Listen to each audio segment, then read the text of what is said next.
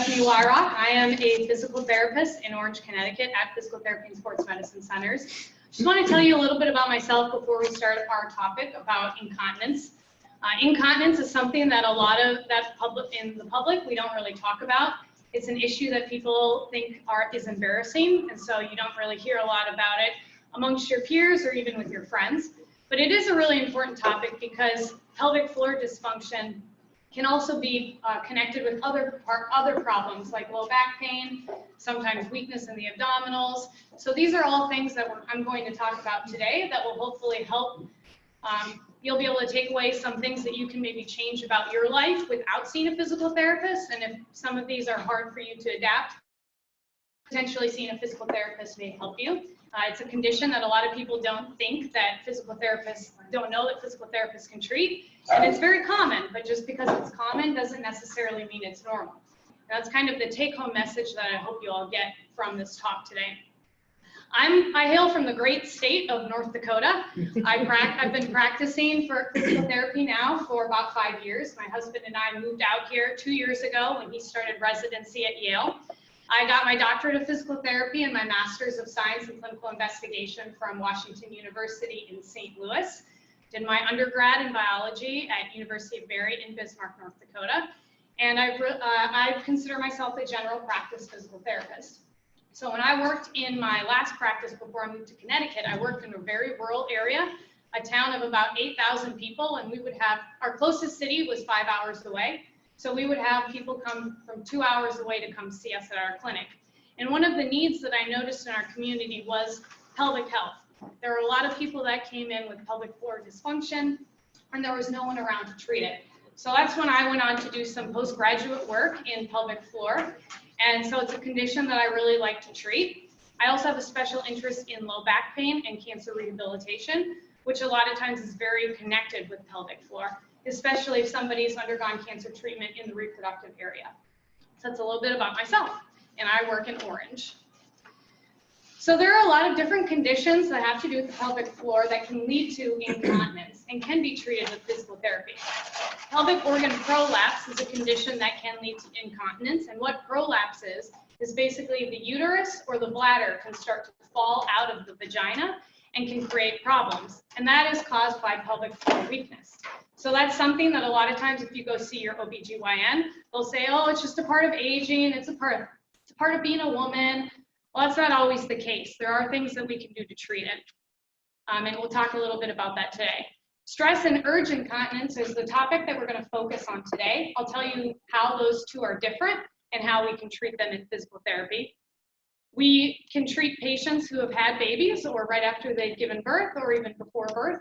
In fact, the American Academy of Obstetrics and Gynecologists recommend that women should now get physical therapy in their 4th trimester or after they have their baby. So that's a recommendation that physicians are making.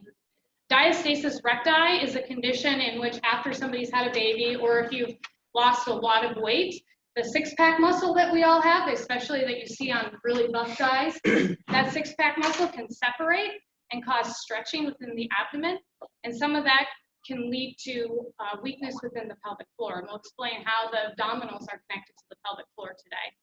And then, of course, pelvic pain and vaginismus are both painful disorders that can also be treated with physical therapy through some of these exercises that I'll talk about today.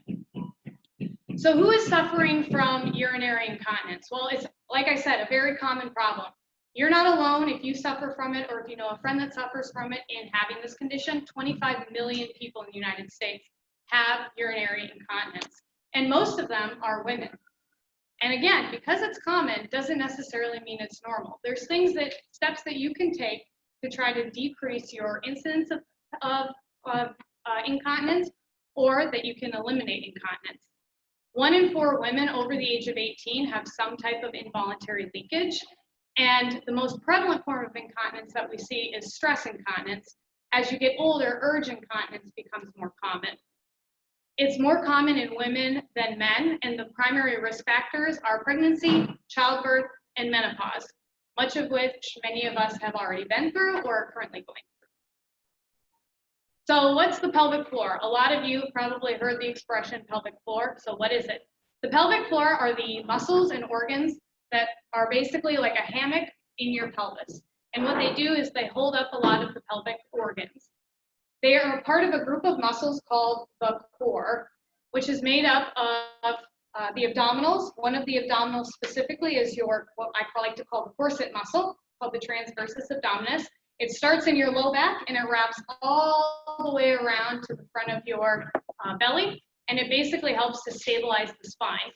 You also have little bitty muscles that attach to each one of your vertebrae in your back called the multifidi, and those muscles are very commonly atrophied or weakened in people with low back pain. So a lot of times if you have low back pain, it's very common that your pelvic floor dysfunction will also be affected, and vice versa. And then the last muscle that is a part of that is your diaphragm, which is your breathing muscle. Together, these muscles all make a pressure system that allows our body to, if you've ever been constipated or really had to go poop, number 2, you bear down, you can feel kind of that pressure kind of push down against your pelvic floor. So that would be an example of using those muscles to kind of increase pressure so that you can defecate or go to the bathroom. The role of the pelvic floor is fourfold. The first one is to support the organs. So like I said, the pelvic floor muscles, they cover the entire bottom of the pelvis, and they're made up of pelvic floor muscles and hip muscles. So a lot of times if those hip muscles are really tight, it can affect the support of some of those organs, like your uterus or your bladder. They have a sphincteric function, which means they help you go to the bathroom. They provide stability to your lumbar spine, so they can help prevent or alleviate low back pain. And they all, of course, have a sexual function. So when a person orgasms, those pelvic floor muscles contract and allow somebody to experience orgasm. So here's a quiz for all of you. What do you guys think is the normal frequency of urination? What would you guess for an average person? 4. That's a great guess. Anybody else have a guess? Depends on how much you drink. 3. Depends on how much you drink. Depends on how much you drink. So the average, kind of what we like to see, what we consider normal, is 4 to 8 times per day is average as far as how often you go to the bathroom. And yes, it does depend on what you drink, and we'll kind of get in a little bit more into that later on in the talk. Now the question is, how often, you can ask yourself this, you don't have to blurt it out, but how often do you go to the bathroom during the day? Are you within that normal range, or are you outside that normal range?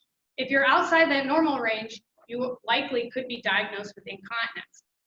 Another question that people have is at night. How often, is it normal to go to the bathroom at night? If you're under the age of 65, we say that at least one time a night is okay. If you're over the age of 65, 1 to 2 times per night is okay. But anything more than that is not considered normal. So that would be another incidence of potentially having incontinence. How many hours is normal to go in between bathroom breaks? What would you guess to that one? Anybody? 2? Anybody else have any guesses? So it can range anywhere from 2 to 6 hours, again, depending on various circumstances that we'll talk about. Oh yeah, of course. There we go. Thank you. Yeah, sorry about that. So some of the things that we do on a day-to-day basis can actually increase our risk for incontinence or feed into some of the incontinence that we may experience during the day. The first one is delaying toileting too long. So I don't know how many of you have been on a really long car ride and you really don't want to stop at a rest area, so you like try to hold it as long as you can. Your brain is actually in charge of telling you when you need to void, and you as an individual that's conscious can decide, well, now is a good time or now is not a good time.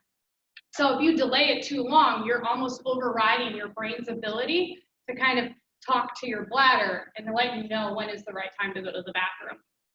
I don't know how many of you have been to Grand Central Station and had to go to the bathroom, but it can be pretty disgusting. So, our first reaction is to squat down and not touch the toilet seat when we go to the bathroom.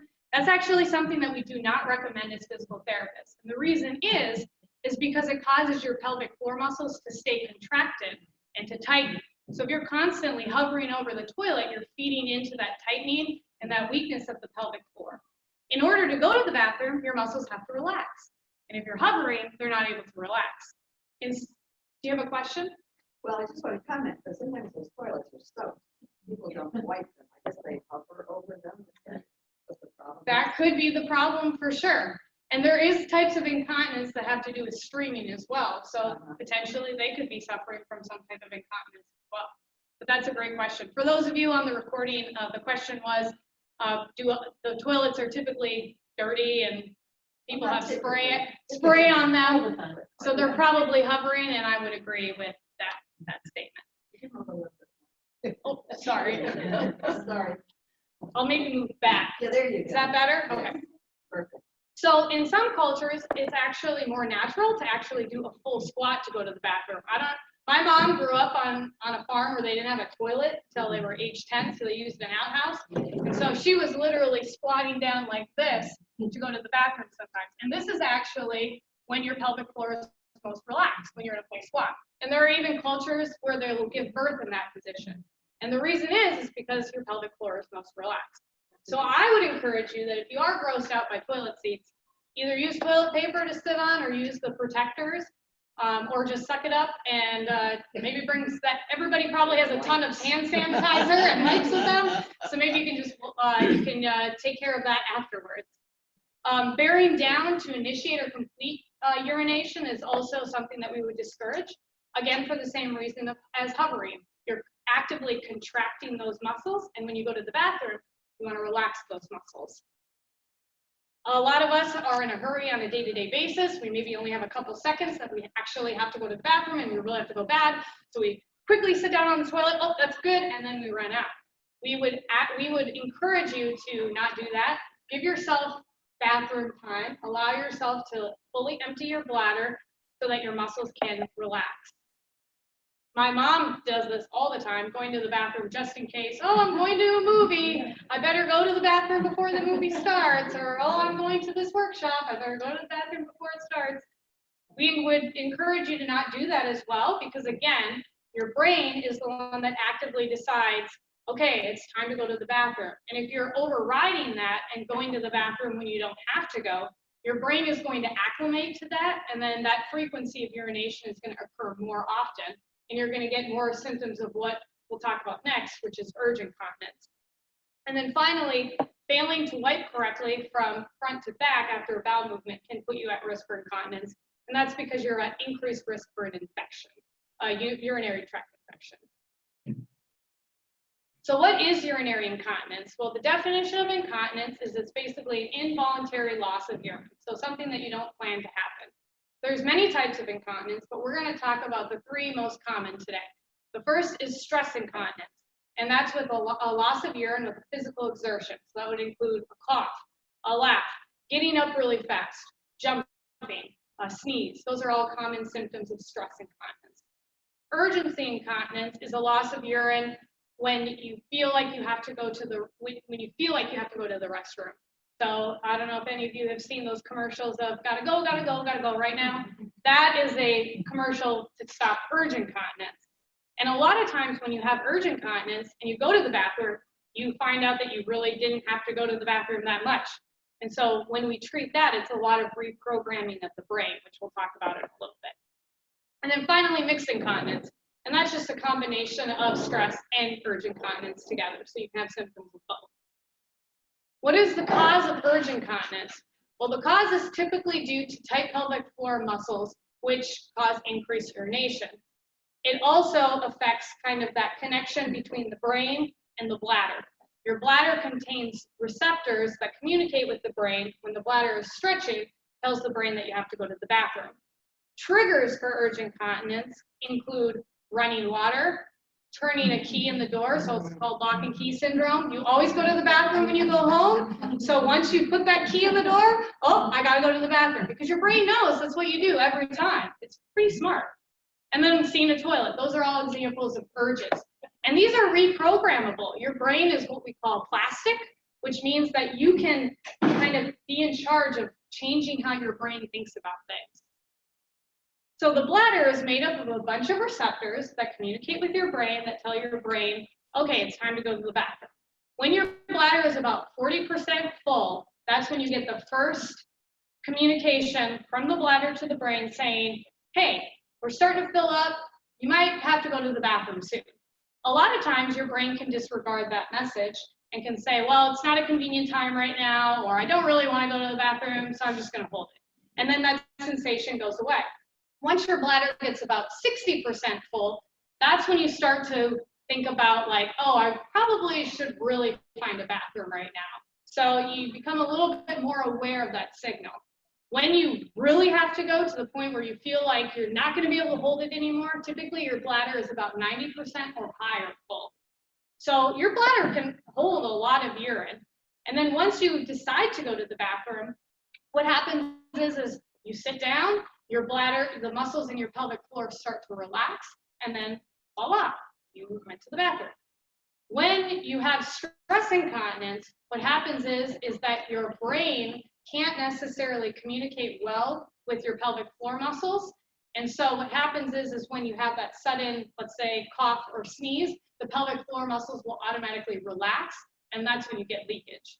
And so retraining that is more of an issue with reprogramming the pelvic floor, whereas urge incontinence is more reprogramming the brain with a little bit of strengthening to help you kind of hold those urges if you have to go to the bathroom. Any questions so far on how the bladder and the brain are connected? Okay. So how can we retrain our bladders? Well, one of the things that I would recommend that you do is to avoid what my mom does, which is just avoid peeing just in case. Let your bladder be, or let your brain be the guide. If you have to go to the bathroom, if you don't have to go to the bathroom, just don't go to the bathroom. Wait until you have that urge. Make sure you drink plenty of water, but try to avoid drinking water 2 hours before you go to bed, especially if you're having problems with nocturia or peeing while you're needing to go to the bathroom at night. However, the reason we want you to continue to drink water, a lot of people that come see me in the clinic say, well, I don't understand, like, why I have to go to the bathroom all the time? I never drink any water. Well, water is good for your body. Your body is 70% water. So you need that water to rehydrate yourself. And it also helps to kind of let that message from your bladder to your brain connect better. So you actually have more control. What we want you to avoid are what we call bladder irritants. So that would include caffeine, soda, and alcohol. And the reason we want you to avoid that is because they can dehydrate you and they can cause your brain's connection to your bladder to not be as efficient. So how like alcohol, if you have a glass of wine with dinner, you're saying avoid it. You're not saying avoid it all. Yeah, I'm not saying avoid it all the time, but I mean, for me, I drink 6 cups of coffee a day. So if I were talking to me, I would probably say don't drink 6 cups of coffee a day. Right. I would say maybe decrease that to 3 to 4 cups of coffee a day. So obviously, cutting things back cold turkey is always difficult. We want, a lot of this, as you'll see, is a lot of behavioral changes. And the most successful way to be successful at behavioral changes is to gradually reduce intake. So when it comes to, let's say, alcohol, 1 glass of wine a night is totally fine. At the time before bed doesn't matter. So we would recommend to avoid drinking 2 hours before you go to sleep, especially if you have symptoms at night of incontinence. And that way you're not feeding into some of that extra that extra signal that your bladder needs, basically, and that your brain sends to your bladder. Does that answer your question? It does. Can I ask another question? Yes, of course. People don't mind. But, I had a book group and we're reading the book Why We Sleep, and we're talking about drinking water and sleeping well and so forth, amongst a lot of other stuff. But I have lead cramps at night, and a couple of the people said, well, you should drink lots of water before you go to sleep. That will avoid the lead cramps. But now I'm not supposed to drink lots of water. So you're supposed to drink lots of water, just not 2 hours before you go to bed. Okay. So the key to that is making sure you're being hydrated throughout the whole day. So there's 3 things that can lead to leg cramps at night. The first one, yes, is dehydration. The second one is low potassium intake, so make sure you're eating your bananas. Yes. And then the third one can be your nerves. So your nerves cause the muscles in your legs to contract. And if your nerves aren't adequately nourished or don't have enough space or movement, then they can cause muscles to contract throughout the night. So those are the 3 things that can cause leg cramps. The next thing that I would recommend if you're having problems with with incontinence or you want to retrain your bladder is to keep a diary. The reason that I say this is because it's nice to know what your habits are. Again, behavioral changes is understanding what is going on with your body. So if you're noticing that you're going to the bathroom every 2 hours, one of the things that you can do is you can try to change how much time you are taking in between bathroom breaks. So instead of going every 2 hours, maybe you're trying to go every 2.5 hours or every 3 hours. And then that way you're recording and you can kind of see that progress that you're making. So that's why we recommend a bladder diary. And then finally, we want you to stop and resist the urges. Well, how the heck do you do that? Don't worry, I'm going to answer that question next. So urge control and suppression is probably one of the most difficult parts of changing bladder behavior. And it does take time. It's not something that's going to happen overnight. But if you can practice these simple tips, you'll notice a change within a couple weeks. The first one is that when an urge happens and you have to go to the bathroom, stop what you are doing and do one of two things. Either sit down or stand with your legs crossed. Now, there is a reason that little kids stand with their legs crossed. It is because it helps keep your pelvic floor muscles contracted. Now, we know that when you go to the bathroom, your pelvic floor has to relax. So it's either stop and sit or stop and stand with your legs crossed. Do not rush to the bathroom. That is the last thing that you want to do. One of the things that can increase urge is anxiety. So if you're having anxiety, that can also feed in to some of those urges. So the next step would be, once you've stopped what you're doing, you've either sat down or crossed your legs, is you need to start taking deep breaths and calming your nervous system or calming yourself down so that you're not having that anxiety. And then you're going to perform 3 to 6 contractions of the pelvic floor, which we'll talk about a little bit later, to try to kind of let your muscles know that you want them to stay contracted, okay? Then you want to distract yourself from the fact that you have to go to the bathroom. So whether that be counting to 10, counting to 100, thinking about what you have to make for dinner that night, whatever it is, try to distract yourself. Wait until the urge is decreased. Once the urge has decreased or surpassed, then you get up or uncross your legs and slowly walk to the bathroom. And I don't mean like that. I don't mean Baywatch style. I mean just like don't run to the bathroom. Just walk normally. And that will help retrain your brain to make it to the bathroom. Now, if you're really having problems with urge incontinence, we want you to practice this in a safe environment, so at home. Obviously, if you're in the middle of public and you're going to a really important meeting, we don't want you to have an accident or something before that meeting. So practice this at a safe environment. Once you feel like you've got it down, then you can start practicing it in more public places. In physical therapy, one of the things that we do besides helping you with these behavioral changes is we help teach you exercises that will stop incontinence. So incontinence occurs because you have a relaxation of the muscles. So we help try to get your muscles to contract better. The first and most popular one is the Kegel. The Kegel is performed wrong by most people.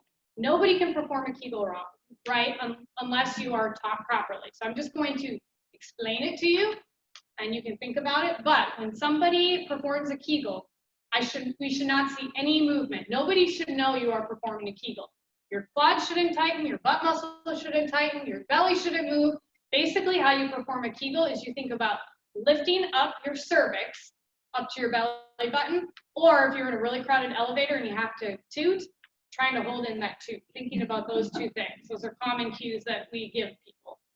Most of the time when I tell somebody to do a Kegel in my office, they perform it wrong, and it typically takes me about 10 to 15 minutes to really teach them how to do it.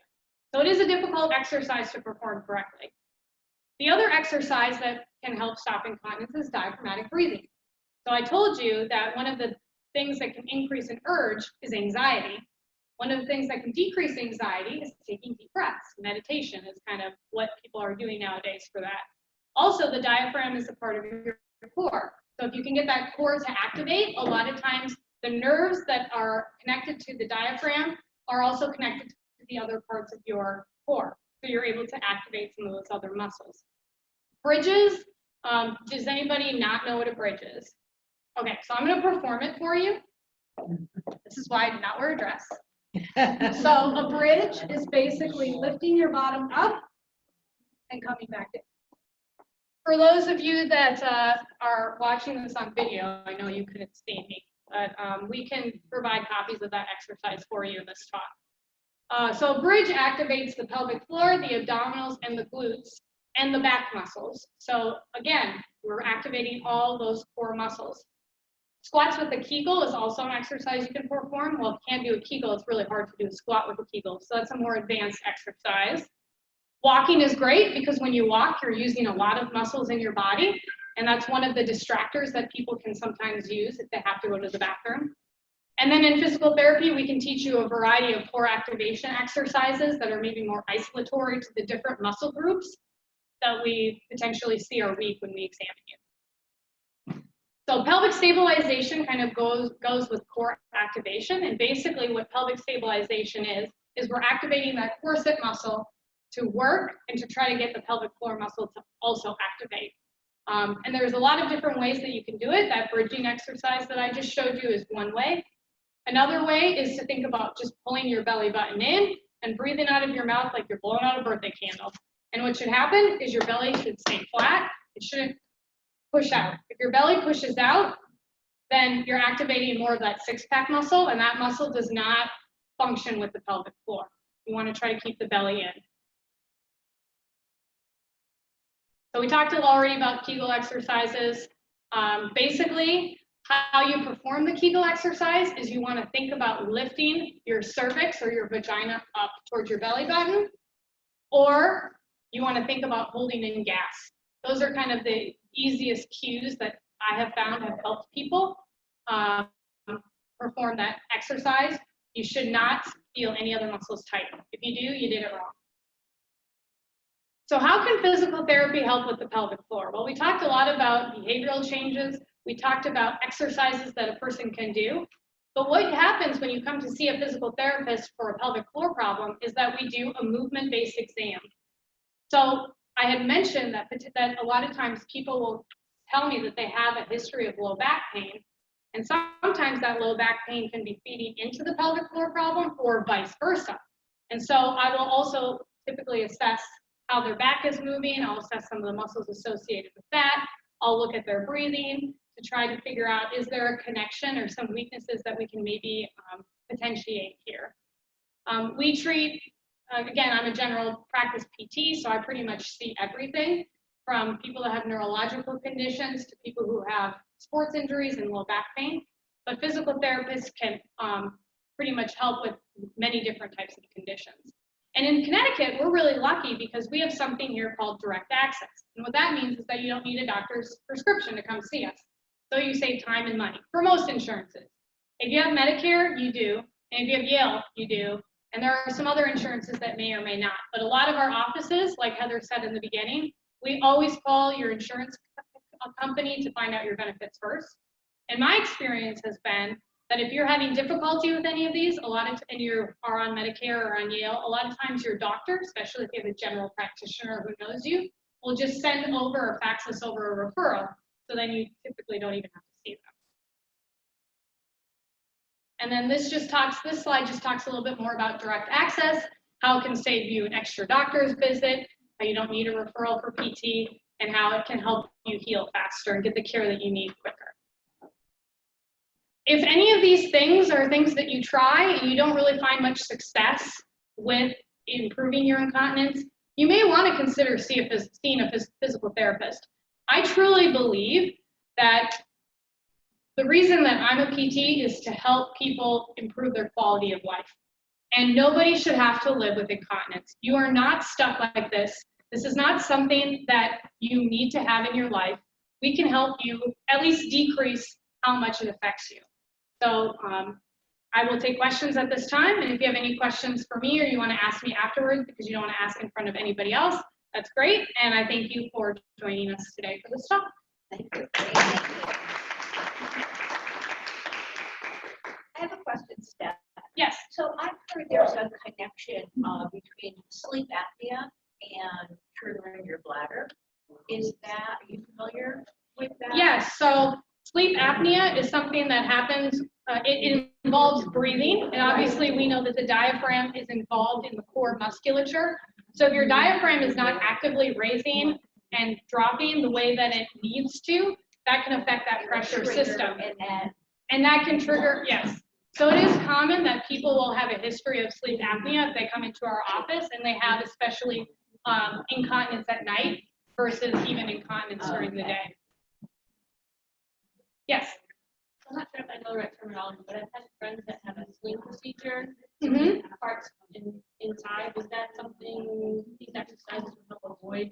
Yes, it can. And I mean, not in everybody, but a lot of times, especially if so it's typically for prolapse, especially if the prolapse is not super severe, it can help at least prevent it. And if it doesn't necessarily prevent the surgery, you go into the surgery stronger, so you come out with a better outcome. But yes, that is something that these things can help with. No, it was me. I had a question about a chart. Oh, yeah, sorry. I recently got my hammer catalog, and I saw that they have like some Kegel exercise. What is that? Is there anything you recommend? So I always encourage people to try a Kegel, but you have to keep in mind that when you do a Kegel, nobody should know you're doing a Kegel. You should be the only one that knows that you're doing it. So a lot of times when people try the Kegel, they don't do it correctly. So I would say, go ahead, try it. If you are noticing that other muscles are contracting besides you feeling like you're lifting up your cervix to your belly button, you probably aren't doing it correctly, and you potentially could benefit from a physical therapist to at least guide you in performing that exercise. Other than there's like kits, they have devices that Oh, are yes. supposed to help you. Are those? Yeah, so I mean, it depends. Yeah, so it depends on the device. Sometimes those devices come with biofeedback mechanisms where you can attach them to your pelvic floor musculature, and it will read the contraction of the muscle. And so obviously that would be the best thing to do. But those are typically expensive pieces of expensive equipment. So if you have the means to do it, great. If you don't, then obviously potentially seeing a professional may be the best bet. Yes. Perhaps slightly a bit off topic, but with respect to the urge hints and tips that you discussed and males, now I know they have a whole different set of issues with prostate and whatnot, but wouldn't some of those urge tips be helpful to them as well? Yes. Asking for a friend. Yes. Everything that I talked about today does apply to males, except for the Kegel. Instead of, obviously men don't have cervixes, but if a man wants to perform a Kegel, typically what I will tell him to do is to feel like he's lifting up his, basically his sack up to his belly button. And that's how a man performs the Kegel over a female. But yes, everything can be applied to a male as well. Thank you. Yes. One doctor told me to practice the Kegel while I'm driving the car, for example, because you just do it when I don't know, when you're involved in something else, you can think about it, but you don't have to stop and say, oh gosh, put everything aside, let's do it, because I won't do that. And then the other thing I wanted to ask was, when I wake up in the morning and I avoid my bladder, then a bit later, within a half hour or something, I go again. That's normal. So let me do your first point first. Sure. Yes, it's great. That's one of the great things about the Kegel is, yeah, you can do it while you're sitting and driving. Performing a Kegel and sitting is much more difficult than performing it lying on your back. So typically, if you're having difficulty with contracting the pelvic floor correctly, we recommend that you start practicing while you're lying on your back with your knees bent before you progress to sitting, because a lot of times it's performed incorrectly in sitting. So we always try to do the stepwise progression there. That's why I said that the squat with the Kegel is really difficult, because now you're performing it in standing. So now you're fighting gravity even more. So that would be the progression that we typically follow, is we typically follow lying on your back, sitting, and then standing. To your second point, typically we would recommend that you go to the bathroom at least every 2 hours at most. So I would not necessarily say that that is normal. It's common, but not normal. One of the things that we do when we treat, let's say, patients with spinal cord injuries, they don't have sensation of their bladder anymore. So they don't have that connection from their bladder to their brain telling them when they need to go to the bathroom. So what we end up doing when we treat them is we put them on a schedule. So their basically bladder knows that every 3 hours they void, every 3 hours they void, every 3 hours they void. So I would recommend if gradually keep a bladder diary and gradually try to get your way up to that 2-hour mark. So that instead of going to the bathroom right when you wake up, and then 30 minutes later, you're going to the bathroom right when you wake up, maybe an hour later, right when you wake up, maybe an hour and a half later, right when you wake up, maybe 2 hours later. So gradually using some of these behavioral techniques that we talked about to increase the amount of time that you need in DPT voids. Two things. I apologize. We do have a pretty, it's been around for a long time. It's a bladder diary sheet. It's a little, I can email it to Susan, to share with you if you'd like to get it. And it's not a lot different than you, just kind of gives you a little setup with some columns so you can have something structured to keep on the fridge or something. And then secondly, I want to tell everybody, put it on the fridge. Is that right? Yeah. All right. Good. You can hide it in the medicine cabinet too. Yeah. With regards to Medicare and direct access, that's always one of our frustrating things. So if you have a Medicare plan or you're on Medicare and have an Advantage plan, we do participate with all of them. We're required a prescription or referral to see you beyond the first visit. Can I ask Stephanie, if in the Orange office, you would be willing to set up an initial evaluation, knowing that the patient is maybe going to call their doctor to facilitate it, or at least once they've had the initial evaluation, which I think we might be able to bill for without a referral. Just can't do a lot of treatment to bill for that on that day. How do you guys handle that there? Someone wanted to get in and just see you, and then you sent your plan of care to the doctor to get signed off. Is that something you would do? Yes, that is something that we do. Just because, we like to protect ourselves, we do like to have that referral on our computer in our medical record. Because if Medicare does come back and it shows that you didn't have a referral, even if the doctor signed off on it, sometimes we can get in trouble. And I want to practice for a really long time, so I don't really want to get in trouble. So yes, we can do that, but we would be practicing the honor system, and we would hope that you would bring that referral in the next visit. Yeah, and sometimes most of the doctors are familiar with us in the area. We work really hard to build relationships with general practitioners, OBGYNs, neurologists, orthopedic surgeons.